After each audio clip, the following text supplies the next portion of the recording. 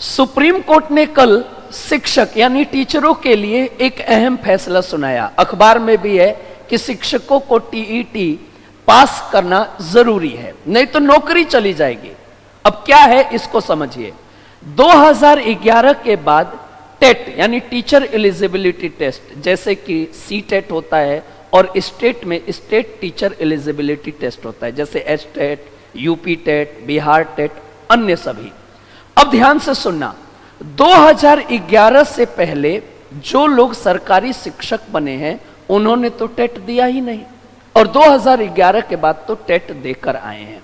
और अगर 2011 से पहले टेट नहीं पास हुए थे वो बिल्कुल निश्चिंत थे कि कोई समस्या नहीं है।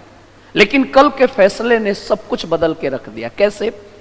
फैसला यह दिया गया सुप्रीम कोर्ट के द्वारा कि अगर किसी के नौकरी के सिर्फ 5 साल बचे हैं, 5 साल यानी वो 55 साल का हो गया और 5 साल और नौकरी करेगा, 60 साल हो जाएगा, उसको टेट देने की जरूरत नहीं है, चाहे वो 2011 के बाद का हो, पहले का हो, नहीं देना उसको। लेकिन अगर किसी के नौकरी के 5 साल से ज्यादा बचे हुए हैं, यानी 6 साल, 7 साल, 8 साल एंड सो ऑन, और वो 2011 के पहले का है, यानी 2008, 9 कभी का भी हो, जब टेट जरूरी नहीं था, टेट फॉर्म नहीं आते थे, उनको भी अब टेट देना पड़ेगा। और अनिवार्यता कर दिया, सिर्फ 2 साल के भीतर देना पड़ेगा। नहीं तो, सबसे बड़ी बात यह कह दी, नहीं तो ऐसा न करने पर इस्तीफा दें या रिटायरमेंट लें। अब यह बताइए, जो 2009 में नौकरी लग गया, मान लेते हैं 2009 में नौकरी लग गया और आज 2025 में यह फैसला आ रहा है, तो उसको नौकरी करते 16 साल हो गए, 16 साल हो गए।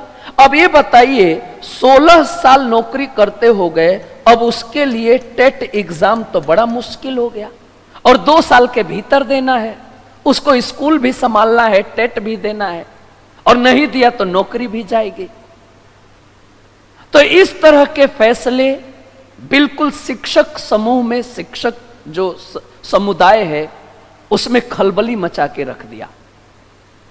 तो मुद्दा यह नहीं कि हम टेट कैसे पास करें, मुद्दा यह है कि 2 साल का समय सिर्फ मिला है, और 2 साल में सी टेट का एग्जाम सिर्फ 4 बार आता है, साल में 2 बार, तो 2 साल में 4 बार। स्टेट तो जरूरी नहीं है कि हर साल आए, स्टेट के भरोसे रहना तो मुश्किल है, लेकिन सी टेट तो साल में 2 बार आता है, यानी 4 अटेम्प्ट में दे सकते हैं।